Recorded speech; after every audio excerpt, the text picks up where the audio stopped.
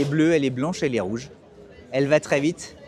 Elle est électrique. C'est la voiture de Pierre-Paul. C'est ça.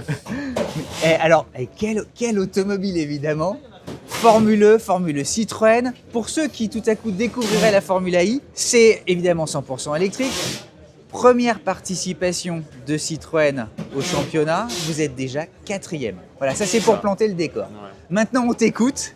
Ok. Présente-nous ta voiture. Ma voiture. La spécificité, effectivement, full électrique. Que dire d'autre par rapport à une voiture classique, bon, on va pas avoir de... Comme vous le voyez là, il y a des freins à disque à l'avant, donc comme beaucoup de voitures. Mais à l'arrière, on n'a pas de frein mécanique. Tout est régénératif. Ouais, c'est que de la régénération. Donc en fait, un des challenges sur notre voiture, c'est de faire fonctionner les deux pour avoir une bonne balance. Voilà, et puis voilà, tout ce qu'on arrive à mettre sur la régénération, c'est de la batterie qu'on gagne pour la course. Donc tout ce qu'on peut mettre sur l'arrière, c'est de l'énergie, mais par contre, il faut rebalancer tout ça en termes d'équilibre de voiture, parce que si on freine tout sur l'arrière, bah forcément, elle devient un peu survireuse. Donc voilà, c'est toute une balance. Comme vous voyez, les amortisseurs, ils sont montés en parallèle de la voiture. Ouais, Voilà. d'ailleurs, c'est très intéressant. C'est ça. Juste un détail, les performances d'une Formule I, c'est l'un des meilleurs 0 à 100 du monde, même C'est devant ça. une Formule 1. Exactement. On est en 1,86, c'est ça? C'est ça. Ça, c'est vraiment dans les conditions optimales, donc avec les pneus déjà préchauffés, la piste sèche à bonne température. Nous, quand on fait des starts en course, comme on n'a pas les pneus préchauffés, on va en grille, donc on fait nos procédures, on essaie de mettre le maximum de grip possible, mais on est plutôt autour des 2, 2.1. Ce qui est déjà considérable. Voilà, le record, ça a vraiment été fait dans des conditions optimales, mais c'est vrai que voilà. Et c'est surtout que c'est un start en 4 roues motrices. Ouais, donc c'est pas permanent. C'est pas permanent. Okay. En fait, sur la Formule E, toutes les qualifs, la première partie des qualifs, elles vont se faire en 2 roues motrices, donc les roues arrière. Ok. Et une fois qu'on a atteint le top 4 dans 2 groupes, ensuite il y a des duels pour aller en finale. Donc en fait, c'est comme au foot, c'est un pilote qui affronte l'autre. Le meilleur temps passe à l'étape différente. Ces phases de duel sont 4 roues motrices, avec une extra puissance de 50 kW. Donc on passe de 300 à 350 avec les 4 roues motrices. Et en course, c'est le start en 4 roues motrices et l'attack mode. Donc l'attack mode, ça dépend les courses. Les courses avec pit boost, comme on aura ce week-end, c'est 6 minutes. Et les courses standards sans pit boost, c'est 8 minutes. Et séparé en 2 parties, on peut faire soit 2 minutes plus 6 minutes, 4 minutes plus 4 minutes ou 6 minutes plus 2 minutes. Donc ça se décide au volant. Dernière minute, c'est de la stratégie. Exactement. Quand on t'écoute, évidemment, c'est pas celui qui roule le plus vite qui peut l'emporter. Il y a un savant calcul. C'est ça. Hein, ça dépend des courses. Ça dépend des courses. Il va y avoir des courses type un peu peloton, comme on peut voir en cyclisme au Tour de France, où en fait chacun essaie d'économiser de l'énergie et en même temps d'imprégner un rythme. En utilisant l'effet slipstream et qui est très très puissant sur cette voiture. Donc en fait, une voiture en air avec personne devant va consommer beaucoup plus pour le même chrono que la voiture qui est derrière et qui sauve de l'énergie. Mais t'as raison, c'est le Tour de France, ouais. C'est exactement ça. Donc en fait, on va avoir beaucoup de dépassements parce que personne veut l'idée. Donc en fait, la course est très lente. Ça emmagasine de l'énergie jusqu'au moment où il y a assez pour quasiment finir la course et y aller à fond. Exactement. Donc là, c'est tout le monde libère les chevaux et c'est que le meilleur gagne. Exactement. Et on va faire la différence comme ça avec cette attaque mode. Donc, pour le prendre au bon moment, pour quand la course est justement bloquée parce que maintenant tout le monde est à fond, donc ça double un peu moins. C'est un peu plus comme de la Formule 1 parce que tout le monde est à fond. C'est un peu comme les sprints au fond. Voilà. Ouais, c'est dingue. Et donc en fait, une fois qu'on a le surplus de puissance et le 4 roues motrices, et là l'écart est vraiment énorme et c'est super facile de dépasser. Mais faut-il le prendre au bon moment? Pas en même temps que les autres, sinon on ne fait pas de différence. La Formule I, c'est quasiment toutes les mêmes voitures, tu me corriges si je me trompe. Fiabilité, aucun problème. La fiabilité, maintenant, on en est à la saison 12. La fiabilité, on voit très très peu de voitures qui finissent pas la course par cause de fiabilité. Ouais, ça n'existe plus. Les voitures sont les mêmes de là. Alors raconte-nous. Voilà, effectivement. Et le moteur qu'on n'a pas le droit de filmer le moteur, c'est par constructeur. Donc nous, moteur Stellantis, Citroën, etc. Porsche, c'est Porsche, Jaguar, c'est Jaguar.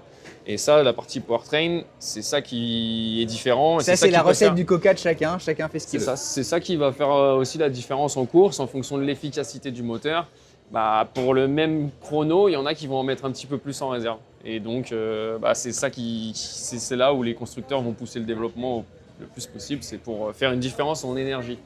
Alors c'est des objets très fins, l'aéro est vachement soigné et en même temps un peu moins que la Formule 1. C'est ça. Elles sont un tout petit peu plus, j'ose pas dire instables, mais en tout cas il faut les piloter, quoi. En pure technique, en termes d'aéro package, on peut pas trop toucher. C'est-à-dire on n'a pas des angles, on peut pas changer les angles des flaps, on peut pas changer les crans de flaps, etc. pour en mettre plus ou moins d'aéro. Par contre, ce sur quoi on peut bouger, ça va être les hauteurs de caisse pour être dans des zones d'efficacité aéro qui sont plus ou moins fortes. Ça s'appelle le rake, pour ce qu'on compare à la Formule 1. Donc l'avant bas, l'arrière plus haut. Voilà. Et alors, le poste de pilotage, le volant, c'est fou à chaque fois. Ouais, le volant, en fait, en Formule E, par rapport à la Formule 1, encore, on compare à ce que les gens peut-être connaissent le plus. Ça va être qu'en fait, on va pouvoir faire des changements par virage.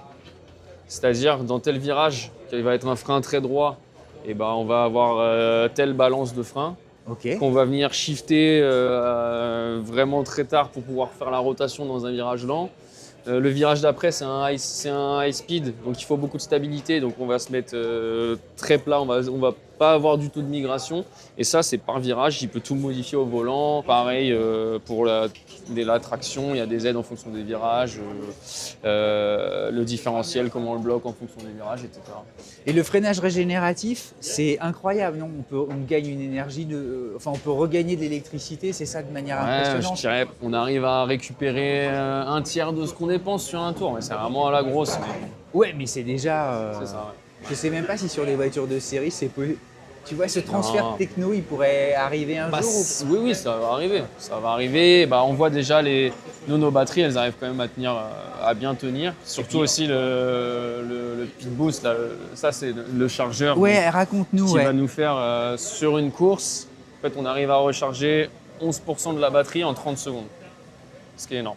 Ce qui est énorme. Et ça n'existait pas les saisons précédentes, hein, c'est ça? Ça existait déjà la saison précédente, ça a été introduit la saison précédente, là c'est la deuxième saison. Cette technologie, c'est vraiment un gros step en termes de charge rapide. 30 secondes, 11%? Ouais, 34 secondes. Non, 30 secondes, parce que en fait, le pit stop doit durer un minimum de 34 secondes, mais il y a 4 secondes de marge, la charge dure 30 secondes. Ok, ouais, c'est bien. C'est bien, t'as envie que ça arrive vite ça sur le marché. Ouais, ça commence. La batterie, c'est la même pour toutes les équipes. Donc ça, c'est scellé, on la touche pas. C'est ça. Et il y a de nombreux checks ou pas? Tu vois, les organisateurs Ah oui, il y a toute une équipe, il y a un garage qui est dédié au traitement des données des batteries, voir si elles ont tout trafiqué le truc. Non, mais ça on peut pas trop toucher. Mais même si elles ont les mêmes performances, les mêmes autonomies, le même balancing qu'on appelle, s'il n'y a pas de surchauffe, si toutes les cellules sont bonnes, et dès qu'ils voient quelque chose, pour l'événement d'après ou pour la session d'après, ils nous disent là faut la changer.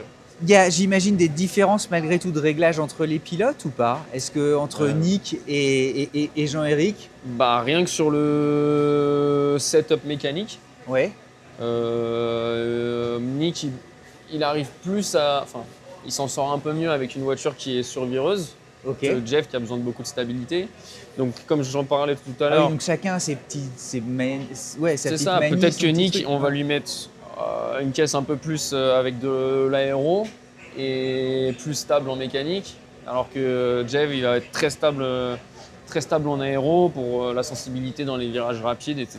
Et voilà. Donc ça c'est pour ce qui est le setup. Et en termes de système, justement en fait comme les voitures ne vont pas se comporter pareil en termes mécaniques, il va falloir des systèmes différents pour les deux. Aujourd'hui, pour l'emporter, devenir champion du monde, qu'est-ce qu'il faut? C'est quoi là? Tu vas me dire, si j'avais la recette, on serait comme ça en claquant des doigts. Mais tu vois, c'est quoi quand tu mets toutes les chances de ton côté? Alors, je pense que ça va être un pilote qui va déjà très bien comprendre le fonctionnement des pneus en qualification.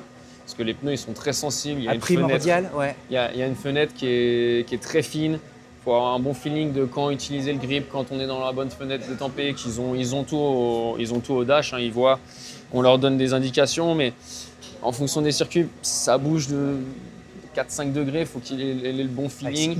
C'est que dalle. Ouais. Et donc une bonne compréhension pour faire des bonnes qualifications, parce que les qualifications sont vraiment très tournées sur l'utilisation du pneu. Et après, une fois en course, une intelligence de course, être vraiment très très malin, sentir un petit peu quand est-ce que la course accélère, faire des différences en termes d'énergie justement pour en mettre dans la poche. Mais en mettre dans la poche, c'est-à-dire lever le pied plus tôt, mais du coup sans se faire avaler par le pack qui est derrière. C'est dur, c'est un combat presque contre soi-même aussi là. C'est de se dire, je résiste. C'est surtout essayer de pas trop s'écrouler, mais tout en sauvant de l'énergie. Donc c'est avec des différentes techniques de pilotage, différents systèmes qu'on a dans la voiture. Encore une fois, la répartition qu'est-ce qu'on va mettre en régène, qu'est-ce qu'on va mettre dans les freins hydrauliques à l'avant, parce que tout ce qu'on va utiliser dans les freins mécaniques hydrauliques, c'est de l'énergie qu'on met pas dans la batterie. Et c'est fou la taille des... Et les disques, tu vois, c'est quoi? C'est du composite, carbone. C'est du carbone. Ouais, carbone. On n'a pas, comme en F1, les écopes qui vont venir refroidir. Parce qu'en fait, justement, on ne va pas aller aussi haut dans l'usage. Parce qu'en fait, on fait aussi de la régénération. Parce que comme on fait du 4 roues motrices, on a aussi un moteur électrique à l'avant. Et donc tu vas pomper un peu. On ne va pas toujours à l'avant, c'est pas full mécanique. Il y a aussi le moteur à l'avant qu'on peut régénérer. Mais en fait, ce moteur à l'avant, il est commun dans toutes les équipes. Donc, il est peut-être un peu moins optimisé pour l'efficacité de régénération. Donc voilà. Donc là c'est la coque, là c'est la cellule donc c'est le châssis qu'on appelle, la coque en carbone, cellule de survie. Le moteur avant il va être juste là, il est tout petit. C'est ultra compact. Ouais, très compact. On sent, tu sais, à la fois la légèreté et une rigidité dingue. Un objet en fait hyper musclé, hyper costaud. Ça doit être très solide parce que par exemple s'il y a un impact, ici, le triangle il va vouloir avoir tendance à rentrer. Et dès qu'ici, il va y avoir le moindre impact, la FIA va venir regarder, inspecter, et s'ils voient que la coque a été touchée, même ne serait-ce qu'un petit peu, ils nous la font changer pour des mesures de sécurité. Il y a combien? Il y a évidemment 2 voitures par course, il y a pas de voiture de réserve? Non. Ça, c'était dans les premières saisons, quand la batterie n'était pas assez, la capacité de la batterie n'était pas assez suffisante. Ils faisaient la course, ils changeaient de voiture au milieu de... Maintenant, c'est plus le cas. Maintenant, on a ce boost chargeur qui nous permet d'augmenter le temps de course. Et là, ce que vous voyez, le petit volet qui est ouvert à l'arrière, là, c'est par là qu'on va venir charger ou faire le pit stop.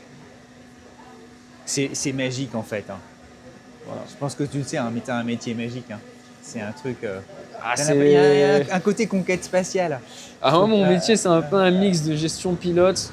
Moi, je m'occupe beaucoup du setup mécanique et de la stratégie, et aussi de la fenêtre des fonctionnements des pneus qu'on voit dans le fond. Là, on vient de faire une première session, on essaie de mettre un petit peu de température dedans. On peut regarder un petit peu? On vient de mettre un petit peu de température dedans, et donc en fait là, c'est une espèce de cabane protégée. On essaie de la protéger thermiquement.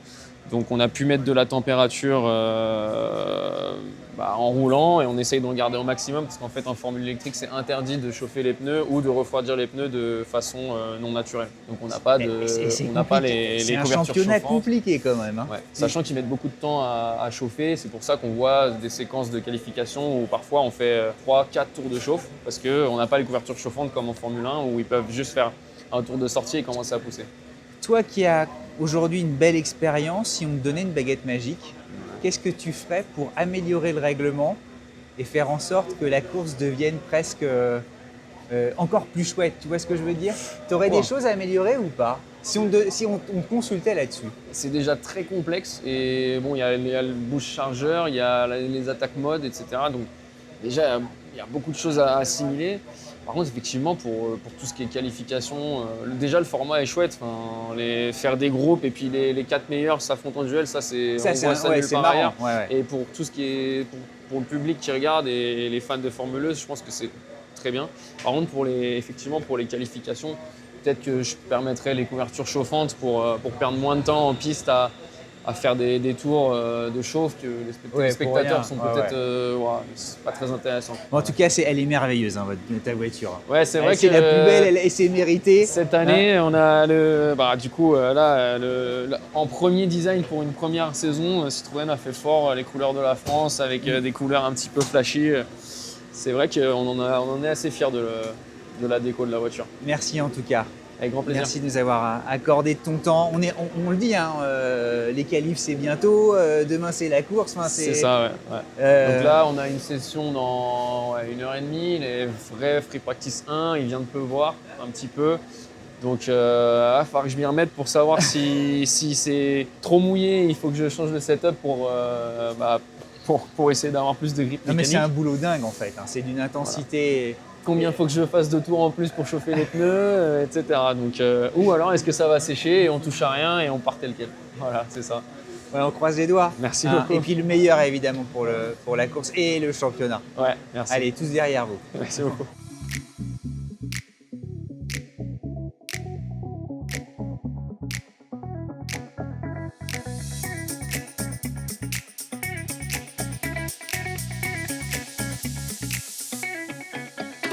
Vous pensiez que c'était fini? Eh bien non. Pierre-Paul, à l'instant, nous faisait part justement de la beauté de la carrosserie de cette Formule E. Eh bien, on a avec nous la chance de croiser Pierre Leclerc. Pierre Leclerc, c'est le designer et il va tout nous révéler de cette incroyable livrée. Pierre Leclerc, designer Citroën, on a une chance folle de t'avoir avec nous. Ah, merci Cédric. Ce bleu, ce rouge, il a été récompensé comme la plus belle livrée de la Formule E. C'est ça. En début de saison, les fans votent et on a gagné le premier prix de la meilleure livrée cette année. C'est génial. On a engagé une jeune designer, donc elle sortait d'école toute fraîche. Son premier Photoshop finalement a été avec les couleurs de la France, les chevrons au milieu, en blanc et un coup d'airbrush si tu veux, qui était un petit peu presque innocent, ça suggérait un volume. Et en fait finalement on a vraiment réussi à le faire. On a pris ce Photoshop et on l'a réalisé. On a imprimé du bleu foncé sur du bleu clair et avec un éclaté de chevron si tu veux, du paramétrique. On a donné cet effet qui est incroyable et c'était exactement son premier dessin.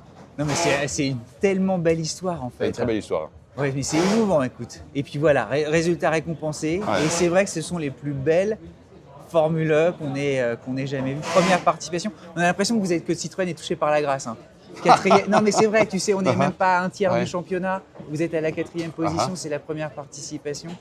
Il doit y avoir Ah, écoute, une sorte de chance, tu sais, ouais, qui vous pousse comme ça. on est très heureux d'être de retour en course. C'est fabuleux, l'équipe rouge. Et merci Pierre de cette Merci. anecdote Merci qu'on a beaucoup. tous en tête Merci, Cédric. et que tu nous révèles pour la première fois en fait. Exactement. Merci beaucoup Merci Pierre. Cédric.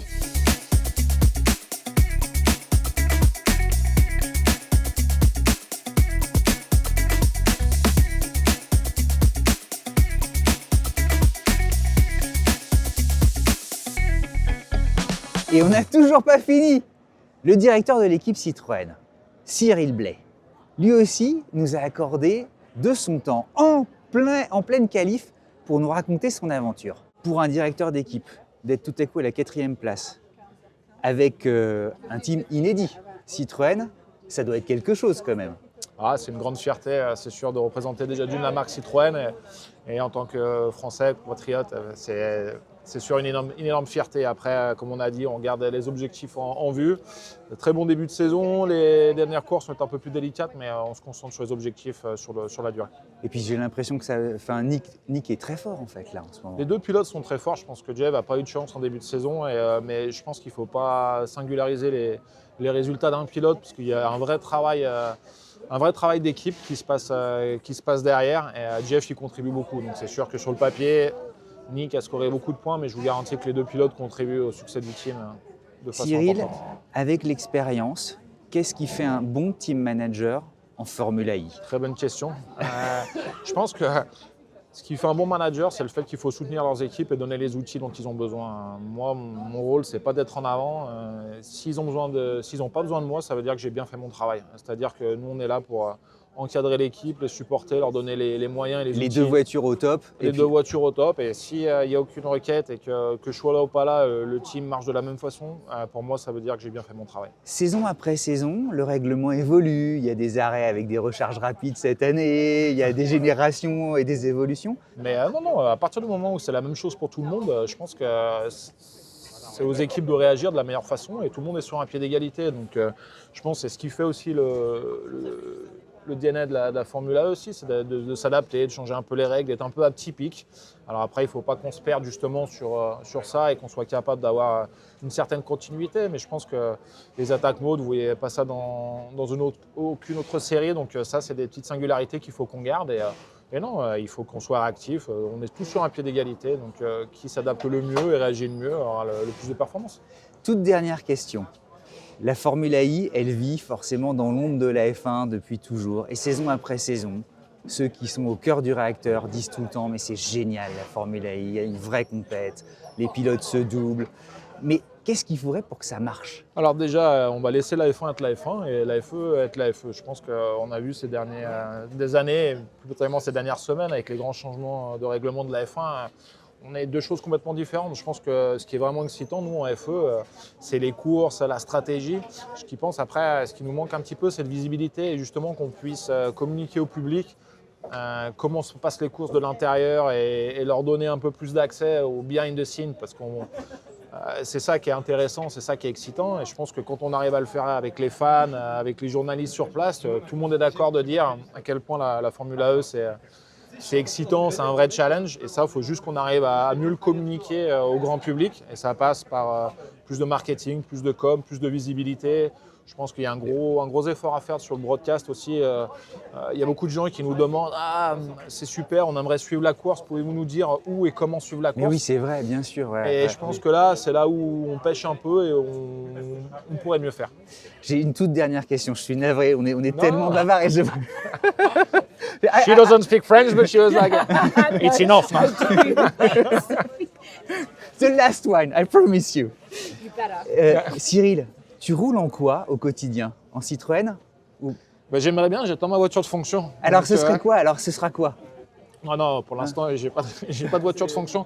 Pour l'instant, je roule en 2 roues. J'essaie d'être éco-friendly, donc on va au travail en 2 roues, soit en moto, soit en vélo. Bon, bah formidable. Voilà. Ouais, formidable. Mais Le- j'ai plusieurs coups de cœur sur des modèles Citroën. Donc, Lesquels alors? Ce serait... je vais pas le dire tout de suite, c'est sur ma wish list pour Noël. Bon, bah hop, voilà, la petite lettre au Père Noël La est petite presque idée par faite. Noël est passée. Le message en tout cas est passé. On croise les doigts pour la course. Ok, on est c'est gentil. avec vous tous, évidemment.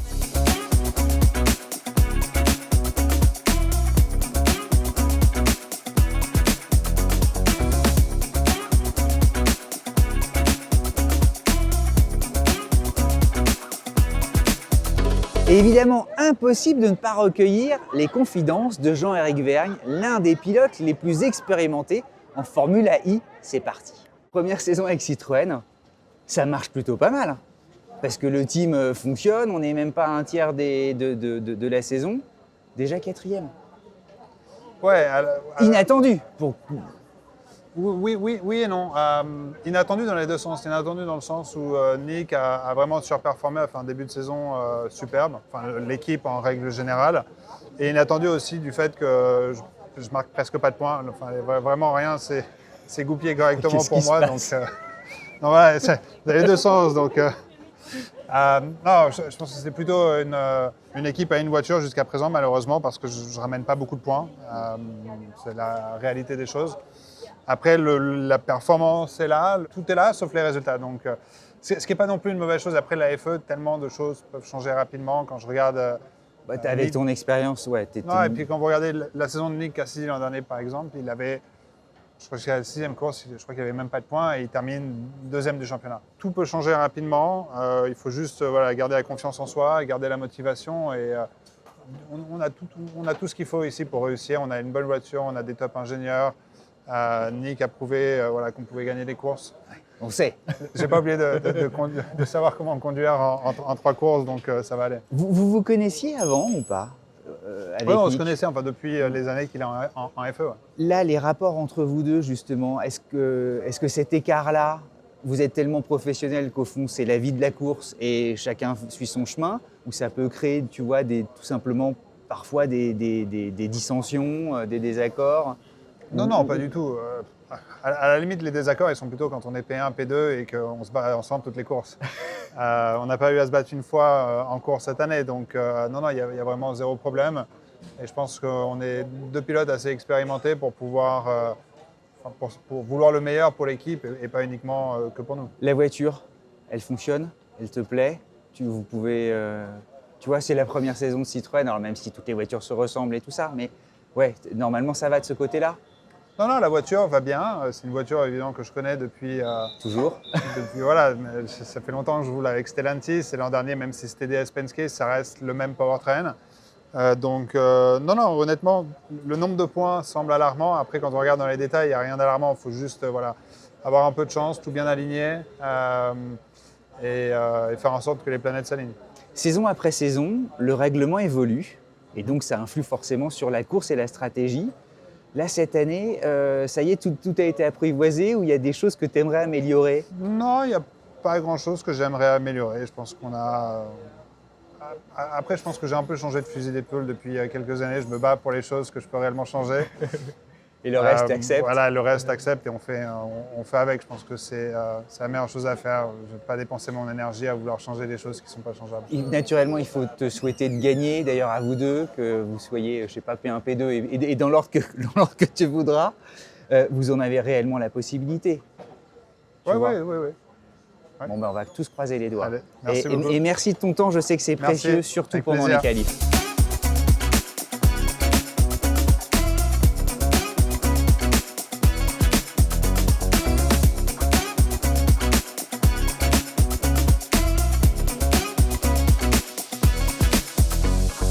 Et quelle épopée en fait la Formule 1 hein. Franchement, super week-end.